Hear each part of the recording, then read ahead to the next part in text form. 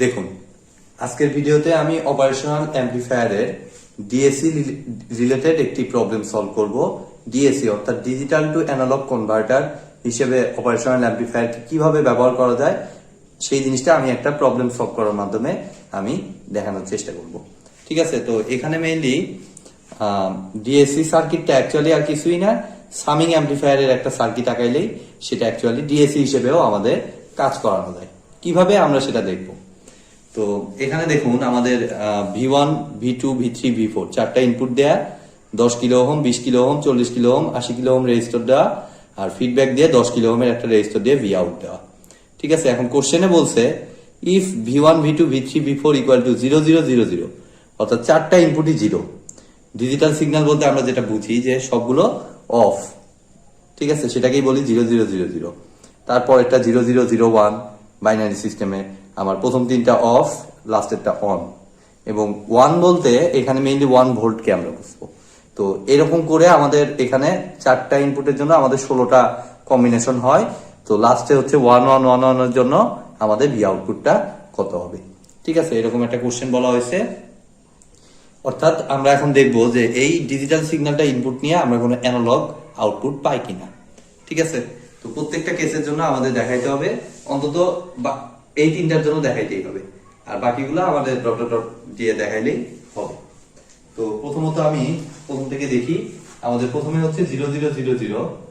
তো এখানে এক কাজ করি, আমাদের এই V1 থেকে যে কারেন্টটা তৈরি হচ্ছে সেটাকে আমরা I1 ধরে নিলাম, V2 থেকে যে কারেন্টটা তৈরি হচ্ছে সেটাকে আমরা I2 ধরে নিলাম, V3 থেকে যে কারেন্টটা তৈরি হচ্ছে সেটা I3, এবং V4 থেকে আমাদের তৈরি হচ্ছে কত I4 এবং ফিডব্যাক কারেন্টটা হচ্ছে আমাদের IF।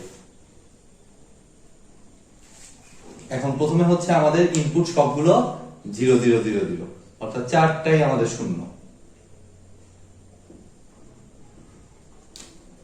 চারটাই জিরো দিলাম প্রথম কেসের জন্য।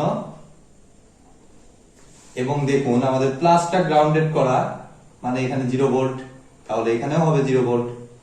তাহলে আমরা জাস্ট একটা কেসিএল অ্যাপ্লাই করব।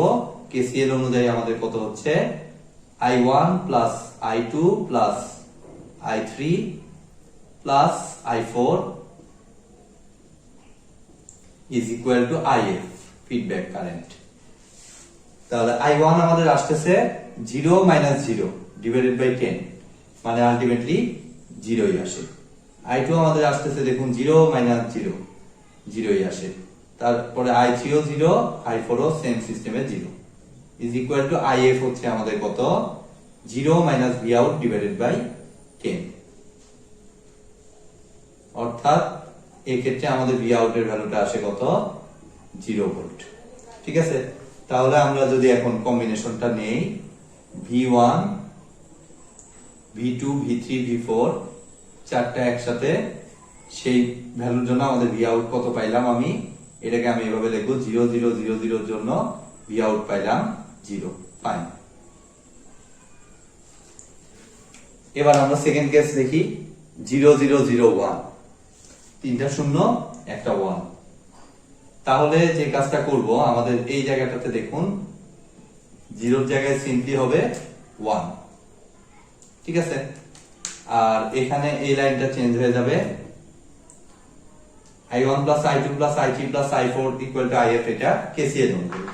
তারপরে I1 এর ভ্যালুটা আসবে 0 মাইনাস 0 ডিভাইডেড বাই 10, মানে 0। I2 ও 0, I3 ও 0, শুধুমাত্র I4 টা চেঞ্জ হয়ে কত হবে, এখানে 1 মানে 1 volt, 1 minus 0 divided by 80 is equal to আমাদের 0 মাইনাস IF হচ্ছে 0 minus V out divided by কত 10। তাহলে এখান থেকে আমরা যদি ভি আউটটা হিসাব করি, আমাদের আসে দেখুন মাইনাস 10 বাই 80, জাস্ট ক্যালকুলেটরে ছাপলে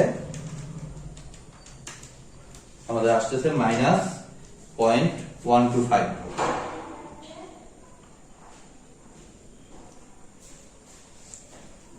ঠিক আছে, তাহলে এখানে আমি লিখতেছি দেখুন 0 0 0 1, এটার জন্য আমাদের ভি আউট হচ্ছে মাইনাস 0.125 ভোল্ট।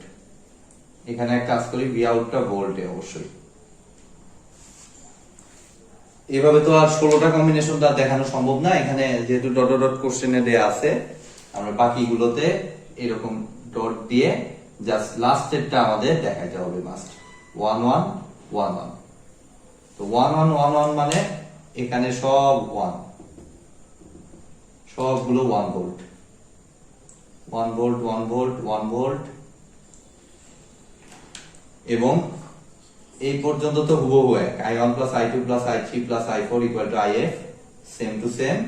এখন i1 এর ভ্যালুটা আসবে 1 মাইনাস 0 ডিভাইডেড বাই 10, মানে 1/10, প্লাস i2 আসবে 1/20, সেম সিস্টেমে i3 আসবে 1/40, আর i4 আসবে 1/80, আর if আসবে আমাদের কত, 0 minus V out divided by 10।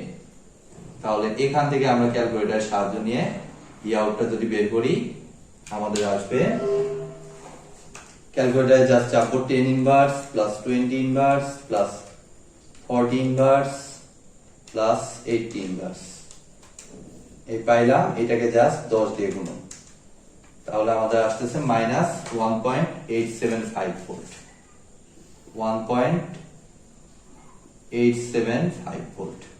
তাহলে এই 1 1 1 1 এর জন্য আমরা আউটপুট পাচ্ছি মাইনাস 1.875 ভোল্ট।